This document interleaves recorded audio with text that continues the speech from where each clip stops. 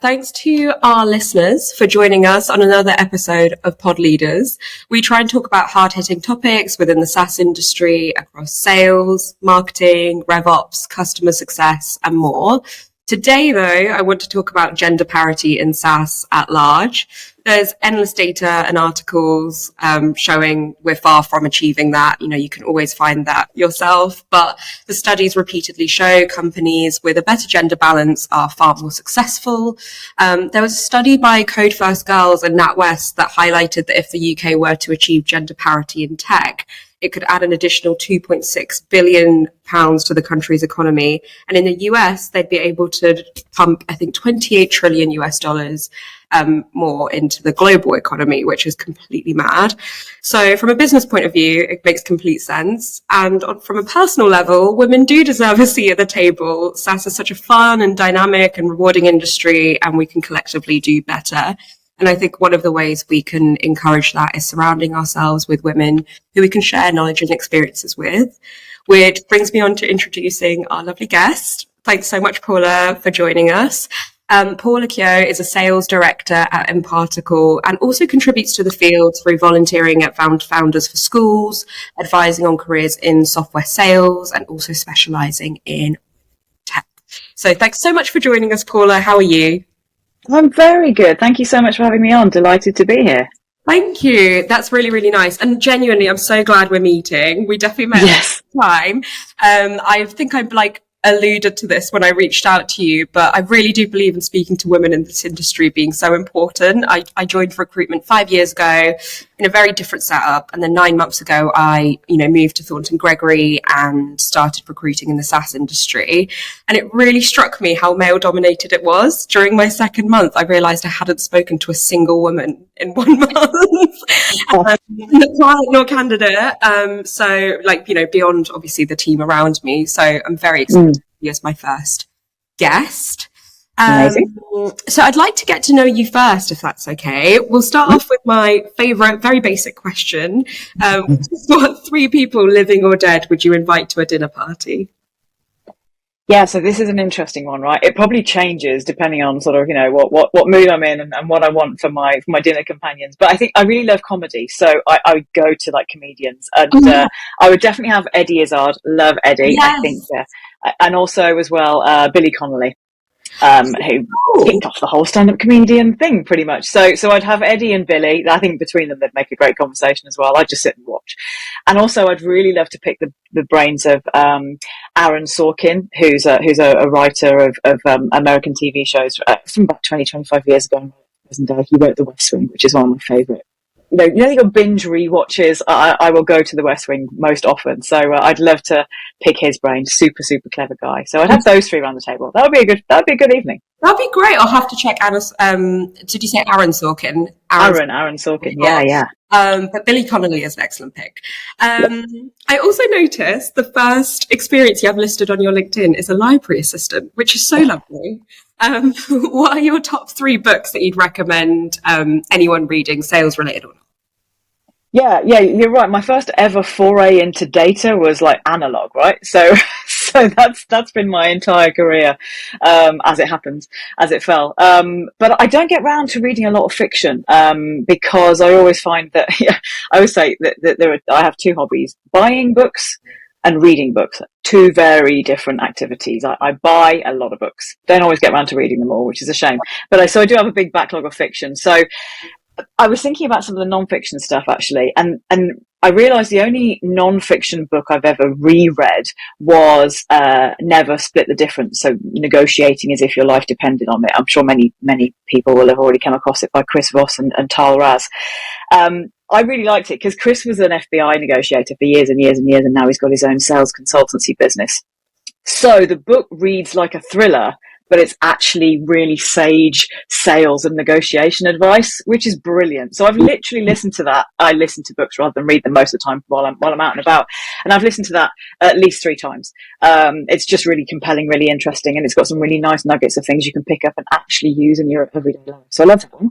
Yeah. Another one in a similar vein is one called Thinking Fast and Slow by Daniel Kahneman. 10 or 15 years ago now, I think. Again, Yeah, not really a sales book, but obviously based in psychology, data, high performing people, super interesting, but doesn't feel like learning, doesn't feel like homework. So that's quite nice. So I found it really fascinating. The story I loved the most with that one was when the Allies in World War II came to this kind of, the fast thinking conclusion that the areas that they should reinforce in the planes that came back to base after they'd been in a battle were the areas with the biggest amount of bullet holes in them. But when you convert to, I mean, you probably know the story if you've read the book, but when you convert to slow thinking, basically like more considered, let's think about this for more than 5 seconds kind of brain sort of approach, a bit more rational, then the reinforcements they realized should actually go on the bits of the plane that weren't hit with bullets, because the data they were analyzing was just the data of the planes that survived the battle. So where there was loads of holes was where it was a survivable hit.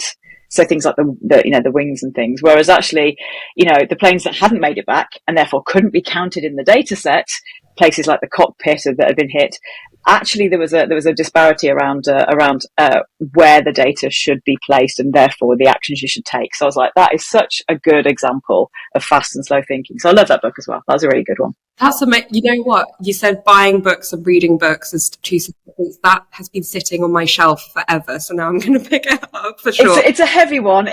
Fair. It's a heavy one, but it is really, really good. I really like it. So I like to remind myself of those stories.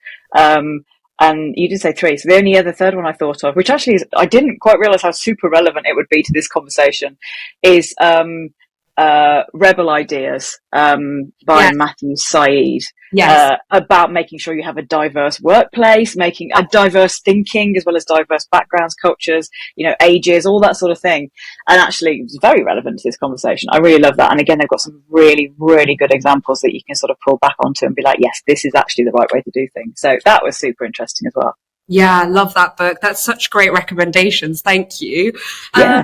And then for people that aren't familiar, please tell us a little bit about your background and your career to date. Yeah, I would say I started in libraries, so started in analog data, and all I really did was ask someone who I knew, they don't have Saturday jobs in libraries, do they? And they were like, yeah, they do. And I was like, oh, ace, okay, that sounds more interesting than a pub or a shop. Let's do that. So I literally started there when I was very, very young, and then worked my way up into libraries, sort of more generally reference libraries, and sort of managing different libraries, and then managing corporate libraries and record centers. So starting to work with people like Ernst Young or Boots the Chemist or the Microsoft Library, and some oil and gas companies, that sort of thing, for a few years, and then managing the staff that were working in there. So I got some sort of staff management experience, and then really, moved into the area of sort of archives and data retrieval digitally, and how do we grapple with that. So I've had some really super interesting conversations with people that, like, say the UN or the Science Museum and those sorts of people, about how do we keep digital data for 500 years? How do we do that? And restoring. And so I did sort of the archival retrieval data side of things, and then most recently, of course, moved into the marketing space in terms of that kind of software, and now I work at Ep5, basically setting up projects with clients who need customer data platforms. So again, it looks like a very well-planned career. I'm not sure that it was, but it looks like that on paper. So yeah, super exciting trajectory in the end. Yeah, I love that. It really makes sense. Really, really cool. I mean, I wanted to start us off with like a little study that I found, kind of talking about gender parity.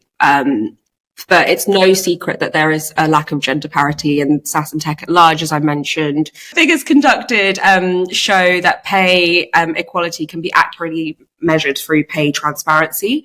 Right now, there is a gender pay gap of, I think, 19% in favour of men in the tech industry across Europe and the UK. And this means that for every €1 that a man earns, a woman earns 81 cents, which I was shocked by and appalled by. And as a result, the retention of talented female employees has become a really pressing, concern for organizations. This article goes on to say that this can also be due to a lack of transparency, lack of flexible work arrangements, and a lack of a recruitment process that encourages gender neutrality. I'm sure the issue is like way more complex than that as well. But what are your thoughts around that? Yeah, super interesting, isn't it? And something that I have to remind myself every time we talk about the gender pay gap is that we're not talking about people doing the same job of different genders that are being paid a different amount of money. That's, as you well know, I have to remind myself every time I talk about it that it's not about that. It's about the sort of the median average of what men get paid in a similar role with similar experience, etc., in a similar industry, compared to what the mean average of what women get paid in the same industry, in the same location, in the same level of job. So keeping that in my mind as a reminder to myself, I think, it's interesting about, there's a lot of things like experience and the hours that you work that come into that calculation, right? And I think that's where the disparity comes up. Over the years of my career, I've had no individual concerns, like I say, that I was being paid less than someone else doing the same job. But what is interesting, I think, to me is that I think the ONS said there's a disparity between the disparity gets bigger, between over 40s and under 40s. Mm-hmm. I mean, I'm no expert, but I do wonder whether that's to do with your lifetime trajectory. And sort of, if you're drawing a graph of, let's be straightforward about it. Let's assume that every job you have is a net promotion or a net increase in your salary, for example, which it shouldn't necessarily be, but let's assume for the purposes of this that it is. Then I imagine that the people who decide to, for example, stay at home for a year, 2 years, whatever, or multiple years over multiple children to do childcare would probably come back into the workforce behind that old trajectory curve. Yeah. And that's certainly what I believe is what's contributing to that calculation. Actually, whether you're male or female or whatever, if you're the person that spends a year out of work, you come back further back than you would otherwise be, probably, despite how welcoming and good the culture and the business that you're working in is. And that's assuming you have a fantastic business. You may not have the pleasure of working for an absolutely fantastic business at that time that you spend some time at home looking after your family. So I think that's, therefore, your experience, your opportunity to get promoted is potentially stinted. Mm-hmm. And therefore, I think over the lifetime of what you're earning, that's where the disparity comes across. I think when I was on maternity leave, which is well over a decade ago now, I think the disparity was more pronounced. I think over the last decade, it's improved by about 25%. So you'd be a quarter more appalled 10 years ago, Nusrat, than you were today. It's not right. It's not great. I think I can see the trajectory of where, I've said the word trajectory a lot, but I can see where we're going in terms of whichever parent or parents decide to stay at home for a period of time if you do start a family. I think people who don't start a family probably don't have quite as pronounced a difference. I wouldn't know what other factors really fall into that. I think it probably is the family thing, because that, as I say, sets you back a wee bit. Mm-hmm. But yeah, I mean, choosing to work for a company that encourages gender neutrality is totally key. Find the right culture in your organization, and you won't become a part of those stats, right? I think that's probably my thought about that. Yeah, absolutely. I mean, it's so interesting that you've linked it to kind of what a woman may be doing over her lifetime that affects the ability to progress. Because in the earlier study that I referenced, there was also so much data around the fact that more women were furloughed in the tech industry during the pandemic. So that's another reason they fell behind. They were taking a lot more caregiving responsibilities on, again, percentage wise than men. So there's that element. Oh yeah, that was a peach, that period of time. That was delightful. Yeah, I don't have children, and I could barely look after myself. So kudos to people who managed to pull through that. Completely makes sense. I mean, on a more positive note, you've such an enduring career. So what positive experiences have you felt you've experienced from the companies that you've worked at that have enabled, a culture where they're able to retain women and, encourage just sort of gender equality at large? Yeah, I think the companies that don't do that very well don't retain me. So and obviously I come to fantastic organisations like you to go and have those conversations and to say, actually, we're worth a huge amount to the industry. Let's go find somewhere that I deserve and deserves me equally. It's hard to do. We all suffer from huge heaps of imposter syndrome, men, women, and alike. So we try and put that aside and find somewhere that suits us really well. And I think working in tech is a gift for flexible working, in all honesty. I mean, let's be honest, I work very long hours, but it's a very flexible job at times. So I've had a remote working contract for 15 years before it was cool, right? So now what that meant 15 years ago is very different to what it means now. 15 years ago, it meant that I was traveling every day and I needed to be able to be anywhere and everywhere. It's a bit different these days, but it's still the same principle, still about flexible working and the culture that the company you're working for instills. I don't work in education or a factory or a lab where I have to be here from X to Y time, which means that it comes entirely back to the kind of company you choose to work for. You choose to spend so many of your hours working with and for. I've had sales roles in this industry when the flexibility wasn't there, where the culture was pretty toxic. It was, sort of work yourself to the bone sort of thing. And I've experiences like, where I work now, where there's trust, there's support, it's flexible in how we manage our workloads. There's things that needs to get done. They're very important things. And how you do that, it just, you manage your own life. We're all grown-ups, right? So, I mean, a great example is there's a guy on our team right now who, does the school run every morning. And we just know that if we're going to put a meeting in at the crack of dawn, that's not a very useful time for him. And that's not a very kind or, thoughtful thing to do. But the interesting point is no one needs to say, please, can I please organise my life? There's no management meeting. It was just, this is how I'm going to organise my life. This is how my day goes. So I think, and he's one of the very, very top performers in our company. And no one's even thinking about whether that's appropriate, inappropriate. It's just the way everyone works. And I realise that I'm very lucky in the company that I work for, that everyone's hugely trusting. So I don't know that it's always about gender. Interestingly, it's about whether you're in the right place.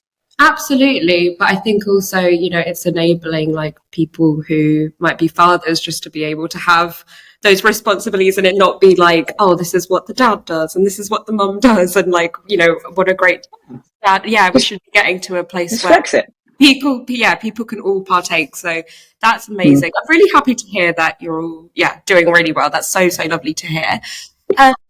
Great. I mean, if you're comfortable with it, and obviously as much as you are with it, share if you could share issues that maybe you've had to balance as a woman in the SaaS industry. What have you, I guess, come across as issues, and how have you persevered in the face of that and been able to keep going? Yeah, I think it's having thought about this a wee bit and having obviously experienced it over my fairly long career at this stage. I think I realise that quite a lot of the examples that come to mind are from when I was younger. So when you're, under 30, and I think I find it difficult to differentiate whether that's age and experience discrimination. Oh, you know nothing. You're 21, which is also an issue, and something we need to make sure that we don't fall into, and probably the fact that I was actually a woman in a very, very male-dominated environment. I never really felt my gender very much, apart from some of these occasions where you go, oh man, I had no idea that you thought that about me because of who I am. There's a couple of examples. It's kind of the things you get asked, or the things that are assumed about you that others don't get asked or others don't get assumed. And actually, a big chunk of these assumptions happen outside of the workplace. They sometimes happen in social settings or where people aren't quite as I suppose well trained. I mean, let's be honest. I mean, I think a lot of this happened to me a good 20 years ago. I'm sincerely hopeful that this does not happen as often. And let's be honest, it's pretty mild situations, but they're interesting. They're interesting to call back on and look at in themselves. I've been asked in interviews, for example, when I was much younger, the typical trope: are you planning to start a family? Now, I really hope no one ever asks that anymore. But 20 years ago, I was, as part of this job, I wonder if you're thinking of starting a family. Why are you asking that? We all know the reason why you're asking that. Would you ever, in your wildest dreams, ask a man that question on an interview? Yeah, unbelievable. No, 100% not. But I'm choosing to believe that doesn't happen anymore, and that it was a 20 years ago thing. But yeah, I've certainly been asked that outright on an interview. That's great for me. That gives me all I need to know about the culture of your company. Thank you very much. And I am out of there. So that's a good thing to be asked. And when I was actually on maternity leave, again, socially, not so much work, but a couple of colleagues, not management, not kind of structure or kind of representation of that. But when I was actually on maternity leave again, sort of, well over 10 years ago, it was assumed by some of my colleagues that I was going to be coming back part-time. Because of course I was, surely you'll be part-time. Or surely you'll come back to a different, easier role. Those sorts of things that got told to me, and I was really surprised. I was like, I don't even know what you're talking about. Pardon? Yeah. So that was really surprising because again, I didn't even think about that. No, if you do decide to come back part-time, man, woman, whatever, if you're bringing children into this world, great, go for it. But the assumption was really surprising to me. Yeah. And so as I say, I think what's better now, even in the last 3, 4, 5 years, is that the mix is a lot better of people who take time off to look after their children. The assumptions about wanting to come back are hopefully not really there. It's about you make your choices, about what you want to do and when. And also the other slightly unrelated to that, but adjacent thing I mentioned a minute or two ago, which is this sort of relentless pursuit of progression is probably not right for everybody. And so your next role shouldn't necessarily always be that huge leap up that metaphorical ladder. If it is, great, but if it's not, then that's great too. So I think those things combined were really, really surprising to me. What was really interesting is, I say social gatherings, people were really surprised that I had always worked full time. And the bits of judgment and things, which again, is not very surprising. But what's interesting to call out is that my husband has never, ever, ever been asked those questions. So because why would he? Yeah, and and it was women and men. It was just a cultural norm that you work full time. That's surprising. Actually, it's not surprising in the least. So that's really super interesting. And you just to combat that, you just have to be in control of your own response. Be totally comfortable with the fact that you do or that you don't work full time. That you have, that you've had 6 months off or 6 years off work. Just keep your own choices and be happy and confident in them. Yeah, amazing. I mean, I'm so glad, and I don't think it's happening as much. I certainly haven't been, facing anything like that ever. But I'm glad that you've shared the knowledge so people can look out for that and feel comfortable kind of standing up for themselves. So thank you for the stories. Thanks to be appalled as usual. Again, I'm assuming that this is like really old news. That's the view of the world I'd like to have. Yeah, for sure. But it's like, it's good that we're sharing stuff like this. I think hopefully we just kind of make the issue so complex, but it's also not. So I think we'll get there eventually. Okay, so as I mentioned, I came across you as you spoke at a Women in SaaS event recently about balancing parenting and your career, which is great. How did you come across that network? Yeah, so in my current role at Ep5, we have a really great partner ecosystem. We work really well with the other sort of marketing technology tools in the ecosystem. And one of the things that we tend to spend a lot of time talking about is best of breed and giving people lots of choice. What that means is that actually gave me a really great opportunity to network with one of our other tech partners, and it was a couple of the leaders in that company who were setting up the Women in SaaS event. So it's only been going for about 5 or 6 months, I think, maximum, and they were inviting people to the event, and I went over to the first one. And I was like, actually, I've got to be honest, I was wondering whether it would be a good thing or a bad thing to be there. You think, I don't know whether I like exclusivity in groups. That doesn't feel great. But then actually I realized very quickly that that's a very binary way of thinking about it, because actually what you need is groups to support similar looking and sort of experienced groups to be able to provide support and advice and guidance where those individuals may not have otherwise gotten to share or learn about the problems or situations they were facing. So I think actually where that fills a gap, I think that's a really valuable thing. So I was super bowled over by the quality of the discussions in the room, and I went up to the two leaders who were setting it up and said to them both, "Look, if I can help in any way, then I will." And they invited me onto the panel for the next event to talk about being a parent as part of a SaaS career. So that was super interesting, and my reticence and my fear, I realized, was totally unfounded, and actually this is a very useful group to be part of. Yeah, I was going to ask like what importance they've played in your career, but it sounds like it's something that you've kind of mulled over and realized that something like that is fairly useful and necessary, which is really, really great. I'm so gutted I missed your one. I just kind of discovered it a bit too late, but I think that would have been really interesting. But yeah, I went along to one and it was really useful. I think it was discussions around kind of getting, useful feedback for yourself and like negotiating pay rises and things like that. And I think from a life perspective, it's just really useful to have some women around you who like know what they're talking about and you can share experience and so on. But I also, it's an interesting way to think about it, should we like make all these groups exclusive? And like, actually, it might be useful to have men at the table as well to, so they're aware of the conversation, which is really, really fantastic. Found any other groups like that in your career that you found useful?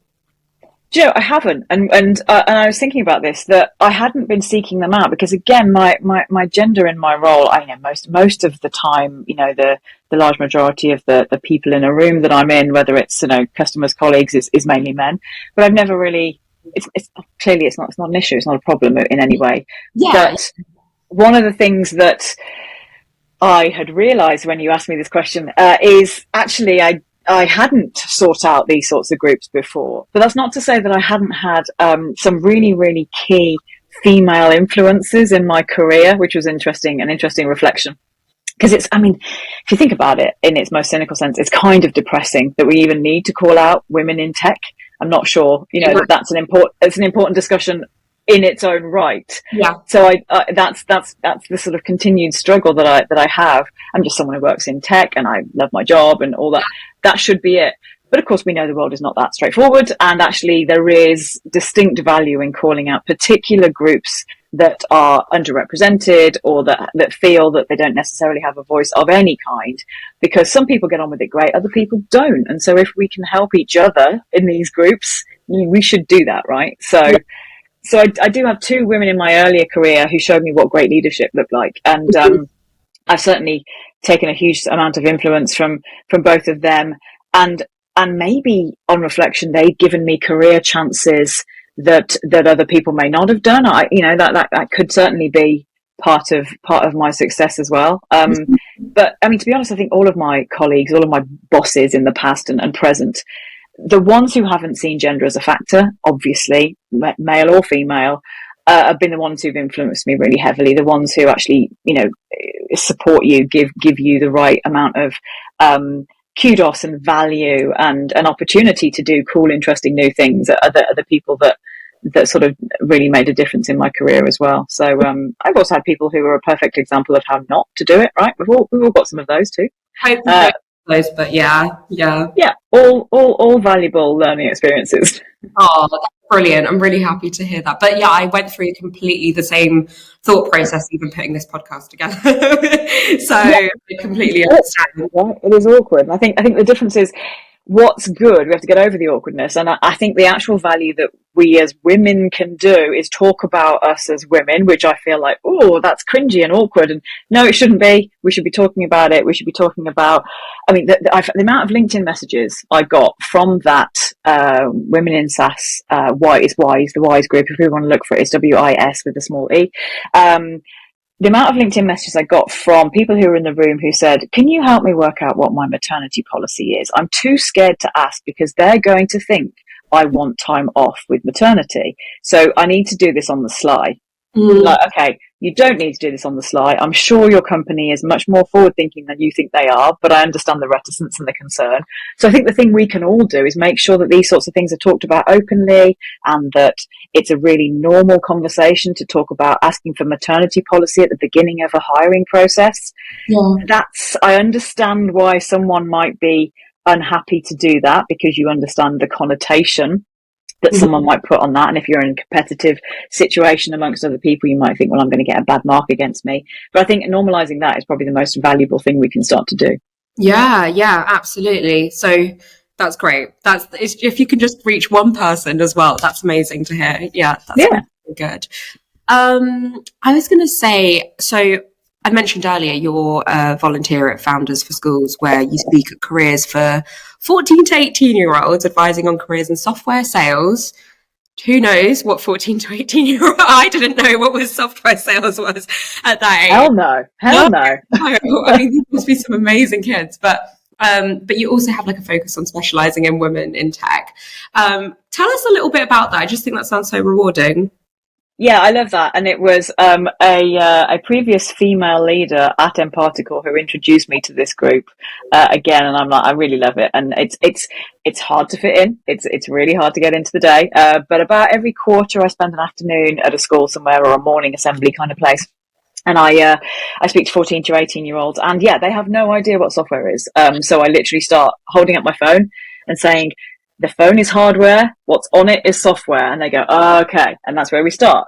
Yeah. And really, for any of the kids, but also obviously trying to make sure that women get into, or girls get into a lot more kind of technology roles. Maths-based roles is one of the other things that the Founders for Schools do. I can't help a lot with that. But they make sure that people are just aware of the sorts of careers you can have out there and the sorts of things you can do. I was speaking to a lad who was just starting his A-levels, and he'd been kind of shoved down the route of programming and computing, probably like a bit of family pressure or something I was picking up on.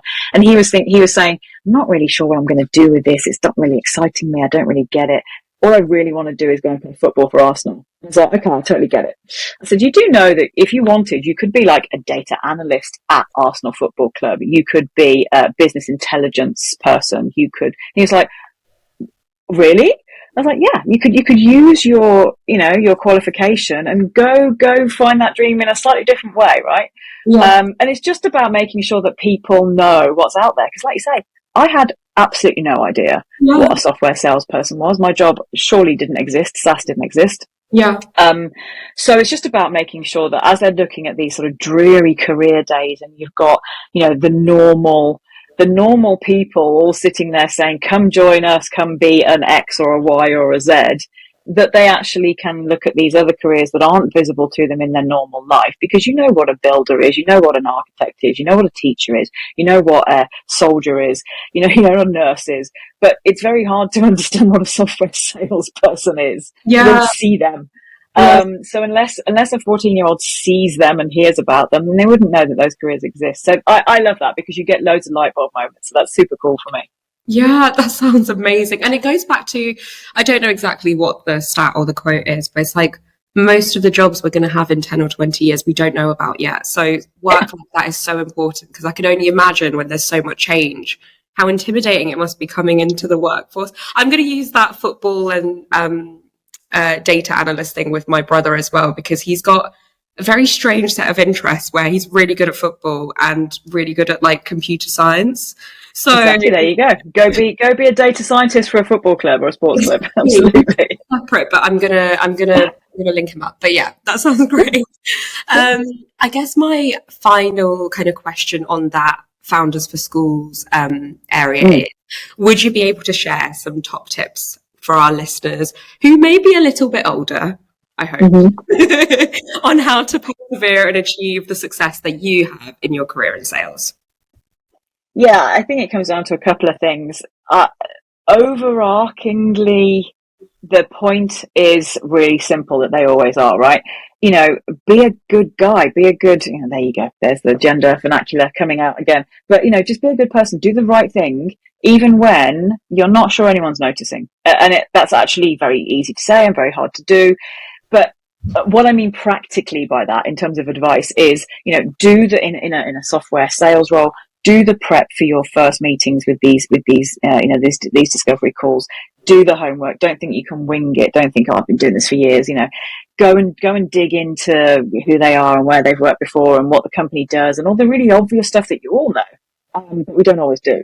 And even if no one sees that prep, actually, it makes you be a better person in that moment.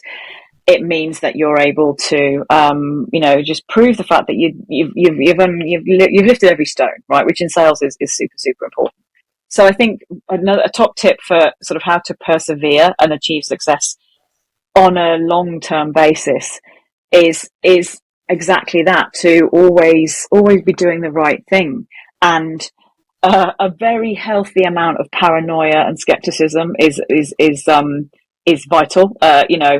Someone's telling me this, unless I've heard it from two different people, I'm not going to believe you. Let's go validate. Let's go check. Let's make sure this is right. Let's make sure that they said that they want to get this done by X. Do they mean it? Why don't they mean it? Who am I not speaking to? All of these paranoia questions actually keeps you going, keeps you interested, keeps you working really hard, but also just be a great colleague, right? And that means doing things you don't necessarily think you have the time to do to help someone out. I always like to talk about it in terms of brownie points. I feel like I earn brownie points and give brownie points away. Look, if you can do this for me, and you just have to be a decent person with your team. And one of the most rewarding things, I'm in sales, people would imagine that it's about bonuses and salary, and of course there's an element of that. One of the most important things to me, though, is that my colleagues think I'm great at what I do, and my colleagues know I've got their back. That means everything else is okay, and I'm doing all right with everything else. And if you can do that consistently and repeatedly, that's how you get on well, and you're well thought of, let's hope, in your career overall, right? And that's how you get headhunted. That's how you get new opportunities. That's how you get to move onwards and upwards or sideways or whatever you want to do. Because your reputation precedes you, right? So. Yeah, that is some brilliant advice that really resonates with me. And basically, it's also the same advice you'd give a 14 to 18-year-old, which is do your homework. Probably. Exactly. But no, that is absolutely fantastic. Thank you. It's true. I guess my last big question is, I think there's a lot more dialogue around burnout, fatigue, and, people feeling quite demotivated. Quiet quitting as well in the industry across a plethora of different careers, which is a really necessary conversation. But, I think it kind of links to my earlier question, but you've had such a enduring career. How do you establish and foster that culture of motivation and continuous learning and development for yourself and with others around you in sales teams? You've got to actually have quite a lot of humility.